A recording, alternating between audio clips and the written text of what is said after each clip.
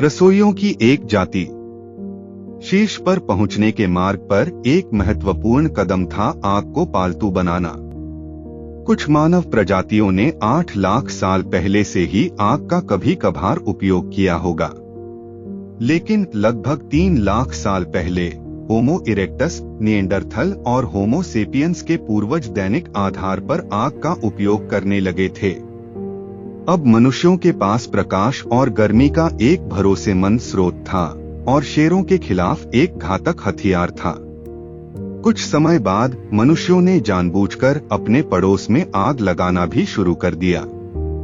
सावधानी से प्रबंधित आग अगम्य बंजर झाड़ियों को घास के मैदानों में बदल देती। इसके अलावा एक बार आग के खत्म हो जाने पर पाषाण युग के उद्यमी आग में पके जानवरों, मेवों और कंदों को खा सकते थे। लेकिन आग द्वारा की जाने वाली सबसे अच्छी चीज खाना पकाना था। ऐसे खाद्य पदार्थ जिन्हें मनुष्य उनके प्राकृतिक रूप में पचा नहीं सकते थे, जैसे कि गेहूं, चावल और आलू, खाना पकाने की बदौलत हमारे आहार का मुख्य हिस्सा बन गए। आग ने न केवल भोजन को रासायनिक तौर पर बदल दिया, बल्कि इसके जीव विज्ञान को भी बदल दिया। खाना पकाने से भोजन में लगे कीटाणु और परजीवी मर जाते।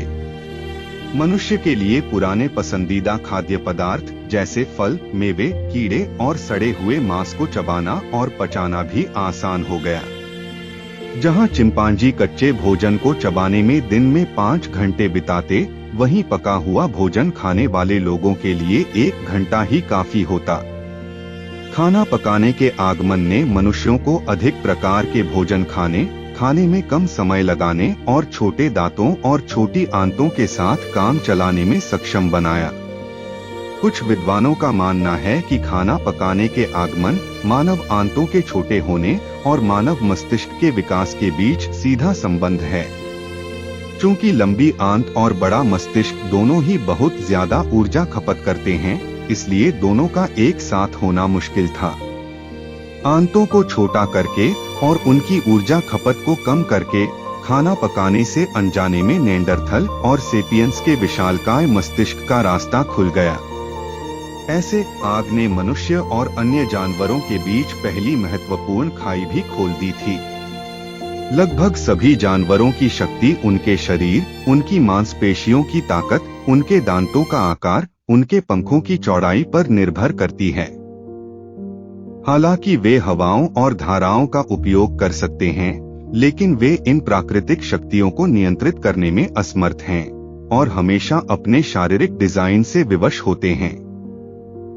उदाहरण के लिए, चील जमीन से ऊपर उठने वाली गर्म हवा का सहारा लेते हैं, अपने विशाल पंख फैलाते हैं और गर्म हवा के साथ ऊपर उठने लगते हैं।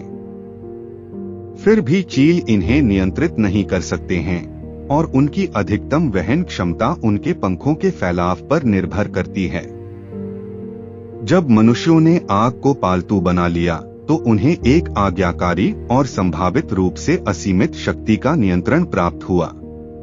चील के विपरीत मनुष्य चुन सकते थे कि आग को कब और कहां जलाना है, और वे आग को किसी भी कार्य के लिए इस्तेमाल कर सकते थे। सबसे महत्वपूर्ण बात यह है कि आग की शक्ति मानव शरीर के रूप, संरचना या ताकत तक सीमित नहीं थी। एक अकेली महिला आग या आग की छड़ी से कुछ ही घंटों में पूरे जंगल को जला सकती थी।